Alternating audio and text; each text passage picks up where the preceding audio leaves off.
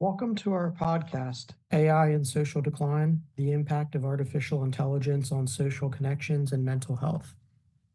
One question I would like to discuss is, how does AI impact our ability to be human, especially when it comes to emotional intelligence and interpersonal skills? Artificial intelligence, from chatbots to virtual learning assistants, is being praised for its ability to personalize education, support mental health, and streamline communication. But there's a growing concern, and it's one we can't ignore. The more we interact with machines instead of people, the more we risk losing something vital: our ability to connect with each other. AI often strips away the rich, messy human parts of communication: the body language, the tone shifts, the subtle cues that help us truly understand each other. Without these, our emotional intelligence starts to erode. We get used to fast, efficient processes, but at the cost of patience, empathy, and real human dialogue. And it's not just about missing a few nonverbal signs. Studies show that overexposure to AI, especially AI that mimics human abilities, can trigger deep discomfort, even fear. We can feel threatened, not just because of job loss or privacy concerns, but because AI edges into spaces we once thought defined us as human: creativity, communication, and reasoning. This sparks emotional defenses like anxiety, anger, and distrust, all of which can farther isolate us from meaningful human interaction. So, what's the big takeaway? AI isn't just a tool, it's an emotional experience.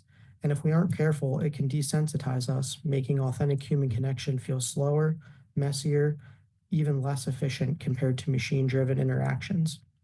The challenge ahead isn't to stop using AI, it's to design and integrate it in ways that protect us and even enhance our emotional lives, not replace them. I don't know about you guys, but social decline is pretty crazy right now. The amount of things that we utilize towards technology and being able to talk to each other kind of hinders us from knowing what is real and what isn't, especially on social media and things of that nature.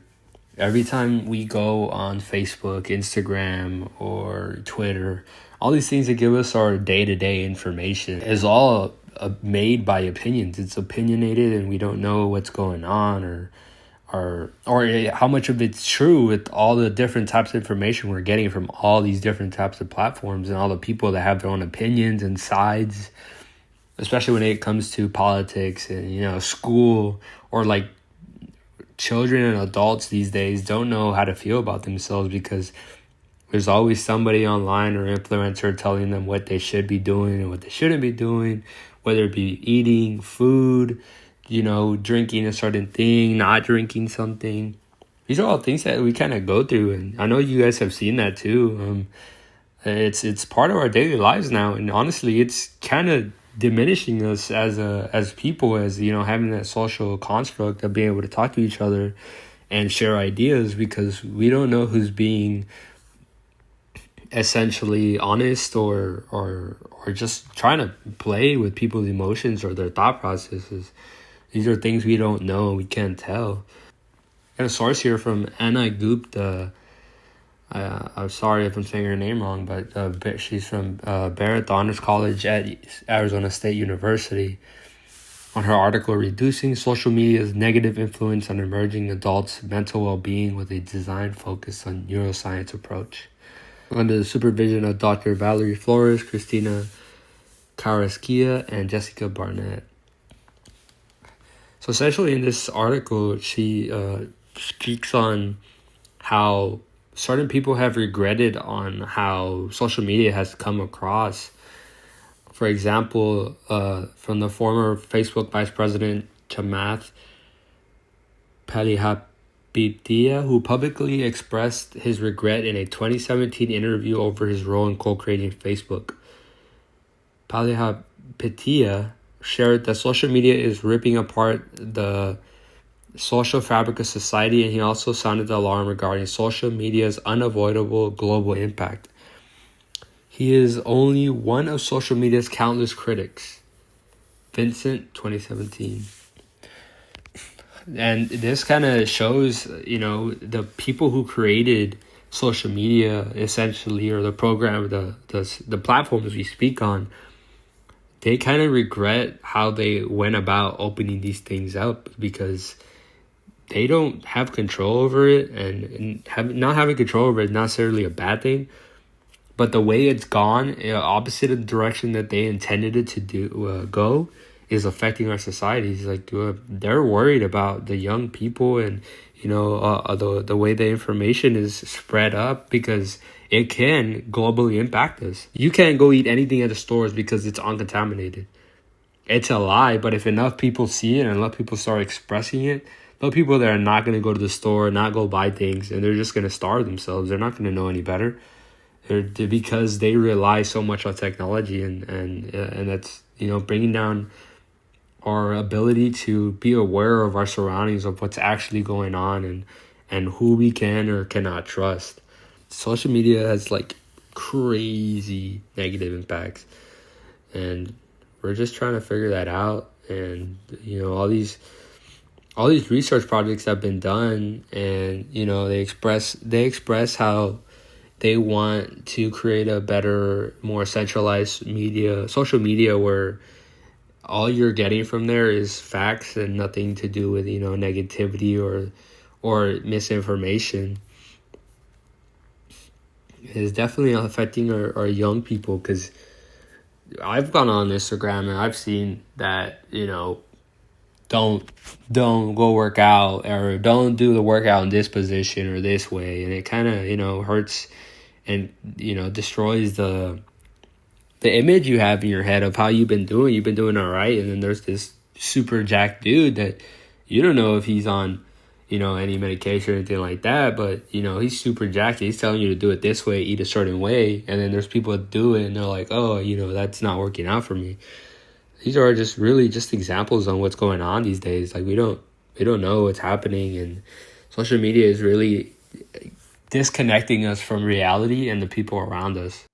Hello, my name is Cheyenne Paul, and my opening question is, as artificial intelligence continues to shape nearly every aspect of our lives, what role should it play in education, particularly in how we teach students to develop interpersonal skills and emotional intelligence? It's simple to concentrate on the apparent advantages of AI, like classroom access, efficiency, and personalization. However, the human aspect of learning is frequently disregarded. With AI-powered feedback systems, individualized tutoring apps become common in classrooms. Some instructors worry that efficiency is being sacrificed for human. Let's start with a recent article by Adriana Hoyos. Hoyos described how universities are evolving to integrate AI systems into everything from student advising to personalized learning platforms. The shift isn't subtle, and many institutions are redesigning entire curriculum to reflect the importance of AI in today's workforce. On the surface, this is a good thing. Students can get personalized help, access to smarter tools, and real-time feedback that helps them learn faster. But here's the concern. If students are constantly interacting with machines instead of people, what happens to its social and emotional growth? A 2023 peer-reviewed study digs deeper into this issue. The researchers examined how AI influencers not just student learn, but also emotional intelligence, or EQ, among faculty members. Their findings were surprisingly hopeful. When used properly, AI didn't reduce emotional connection. In fact, it enhanced it. Teachers used AI in their classrooms were able to spend less time on repetitive tasks and more time understanding and supporting their students emotionally. Turns out AI can create a space for meaningful human connection if we let it.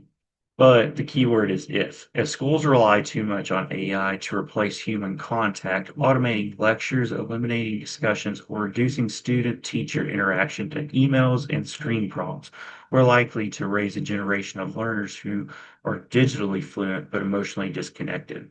Students who may know the answer to questions correctly but do not know how to read the classroom, work through conflict, or show empathy in a team setting. We have to remember that education isn't just about data and memorization. It's about communication, identity, and connection. Emotional intelligence helps students become not just successful professionals, but compassionate leaders, creative thinkers, and responsible citizens. So the real challenge for educators and institutions isn't just whether to use AI, it's how to use AI wisely. AI should be a tool for supporting human development, not just replacing it. Used thoughtfully, it can relieve stress, free up time, and help educators focus on what really matters: mentoring, connecting, and inspiring. So here's the real question I leave with. In our rush to innovate, are we designing educational systems that bring us closer together, or are we creating a digital distance that's harder to see? Thank you.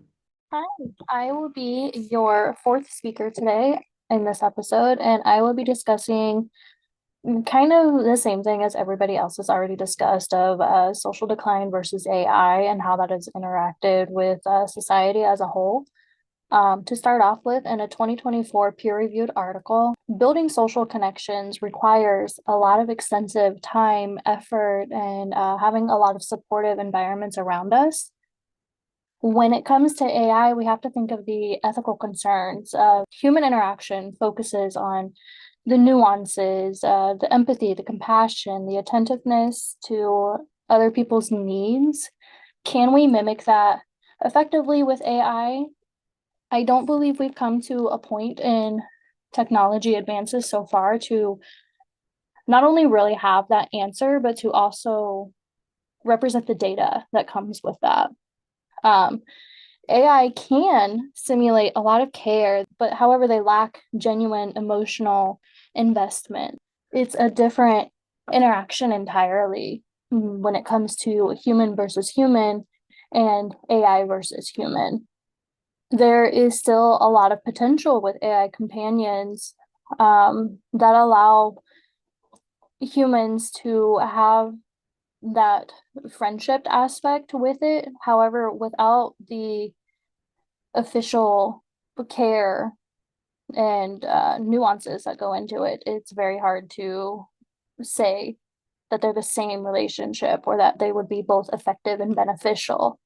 We also have to wonder, what does it look like in today's society of being a human in a digital reliant world? When we utilize AI and prefer it over interacting with other humans, we have to also wonder, is that taking away from ourselves? Are we losing parts of ourselves and the ability to have effective, real relationships?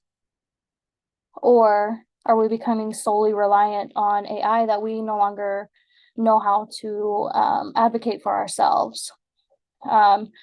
Do we still have the ability to have emotional connections, or are we going to develop an emotional dependency on a robot, essentially, to where now we don't know how to connect with other humans? And that will cause a lot of risky behaviors and decline in the way that we see the world.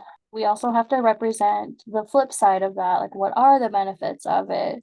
In another 2024 peer-reviewed article, it discusses the different research evidence on the acceptance and effectiveness of AI technology, specifically for elders and their ability to socially connect. AI offers many promising ideas and solutions for a multitude of people, but for older adults that tend to lack physical or cognitive function, AI is generally perceived as very beneficial. It allows for social connection that they may miss in their everyday life, or and for them to feel more independent and more like themselves. AI also makes it easy, technologically speaking, for elderly adults to utilize these tools as a way to still feel young and connect with friends.